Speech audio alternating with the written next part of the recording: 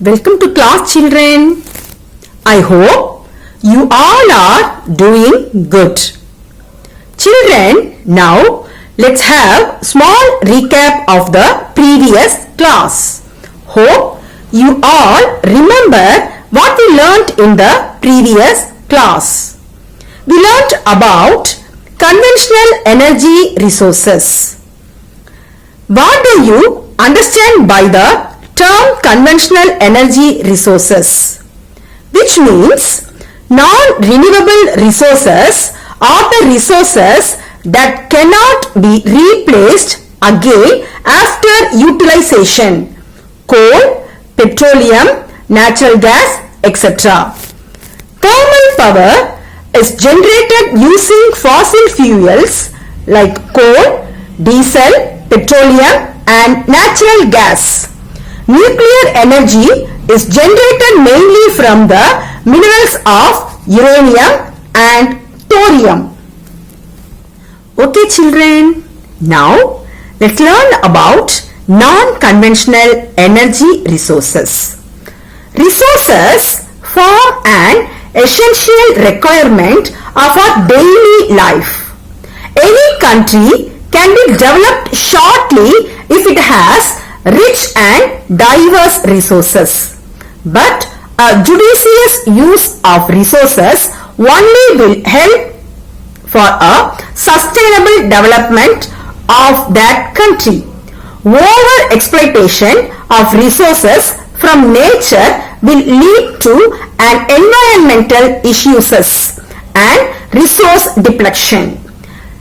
Let us learn some of the important non-conventional energy resources of India and the need to conserve them. In first, hydro power. Power generated from water is termed as hydroelectricity. Hydropower is the energy harnessed from running water. Hydropower is considered as one of the most economic and non-polluting sources of energy. It contributes nearly 7% of global electricity production. The cost of production of hydroelectricity is relatively low, making it a competitive source of renewable energy. It is also a flexible mode of power generation as the quantity of production can either be increased or decreased very quickly adapting to changing demands. NHPC Limited, National Hydroelectric Power Corporation, is located in Faridabad. India is fortunate to have a large potential of hydropower potential. It is quite unevenly distributed in India of the total hydroelectric potential of the country. Rivers of Assam, Arunachal Pradesh, Manipur, Nagaland and Tripura account for 30.4%. Eastward flowing rivers of the peninsular India 20.9%. Westward flowing rivers of Western Ghats south of the Tabdi 10.5%. The Ganga basin excluding the potential of Nepal 11.7%. The Indus basin 16% and the rivers of central India 10.5%. The first hydroelectric power station in India was established at Darjeeling in 1897. Next, solar energy. Solar power is the conversion of sunlight into electricity, either directly using photovoltaic or indirectly using concentrated solar power. Concentrated solar power systems use lenses or mirrors and tracking system to focus a large area of sunlight into a small beam. Photovoltaics convert light into an electric current using the photovoltaic effect. The mass objectives of the Solar Thermal Energy Program being implemented by the Ministry of Non-Conventional Energy Source are market development, commercialization and utilization of heat energy requirement of different applications in domestic, institutional and industrial sectors. Solar power is used in water heaters, refrigerators, drying, street lighting, cooking, pumping, power generator, photovoltaic cells, etc. Andhra Pradesh, Gujarat, Rajasthan, Maharashtra and Madhya Pradesh are the major solar power producer.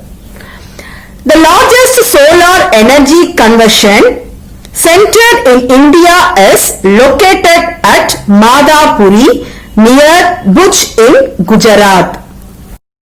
Next, wind energy. Wind energy is extracted from air flow using wind turbines. It is a cheap and pollution-free source of energy. Power from windmills are used for pumping water and to sail propel ships.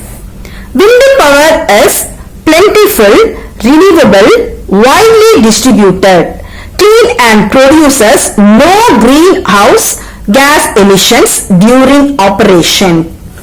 These plants occupy only a less space, but the initial expenses for erecting the windmills are huge. Tamil Nadu has the largest installation of wind turbines in the country. In the Muppannal Perungudi area near Kanyakumari is the largest concentrations of wind farm capacity at a single location in the world. The development of wind power in India began in 1986. With first wind farms were set up in coastal areas of Gujarat, Maharashtra and Tamil Nadu. The capacity has significantly increased in the last few years. India has the fourth largest installed wind power capacity in the world. The National Institute of Wind Energy, Chennai was established in Tamil Nadu in 1998 as an autonomous institution under the administrative control of the Ministry of New and Renewable Energy. Next, biomass energy.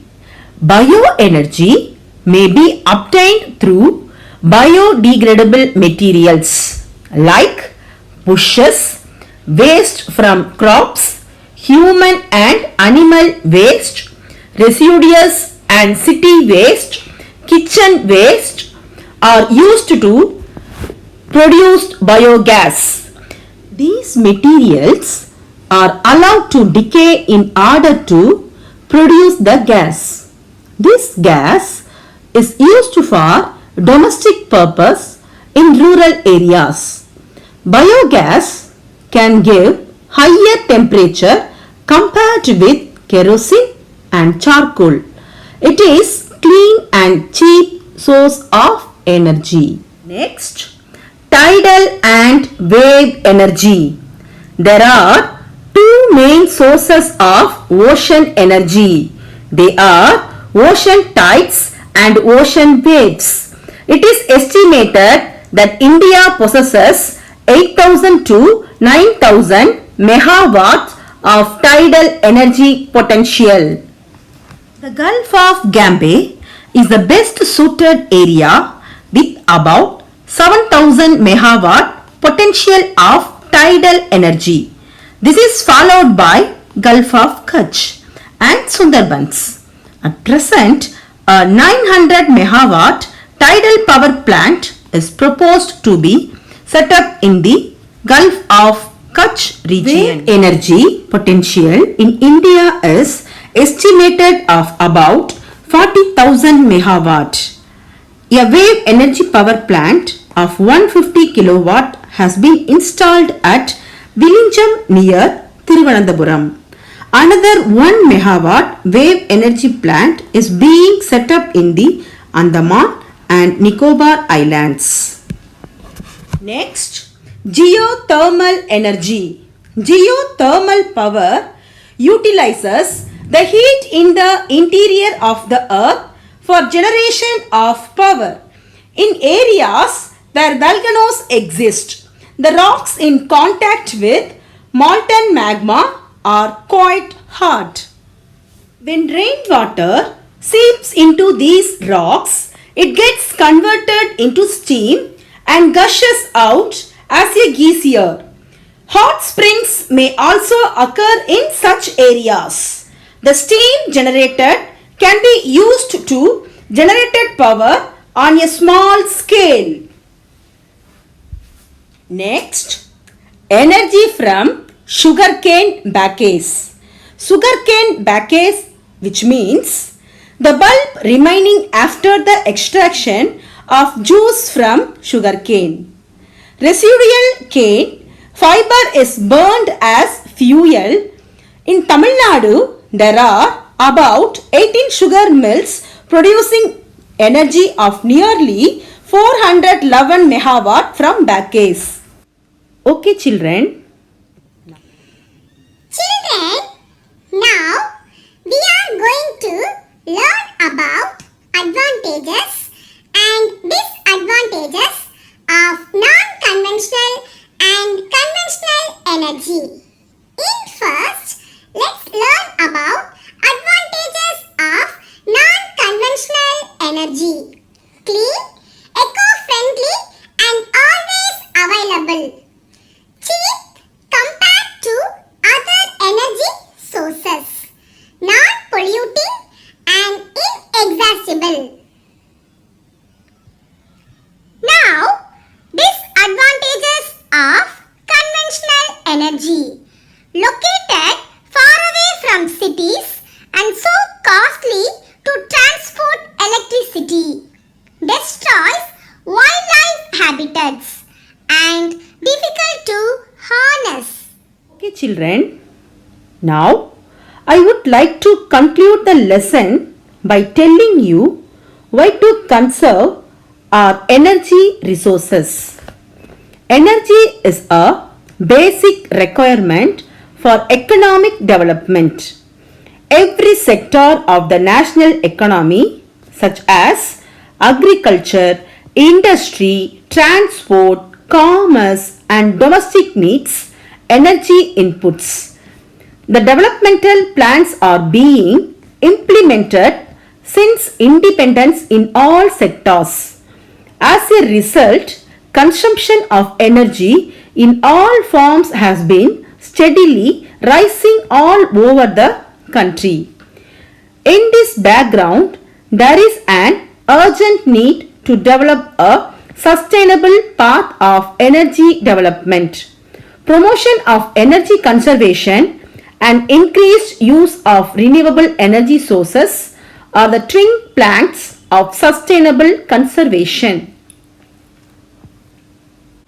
Okay, children. Thank you. Have a nice day.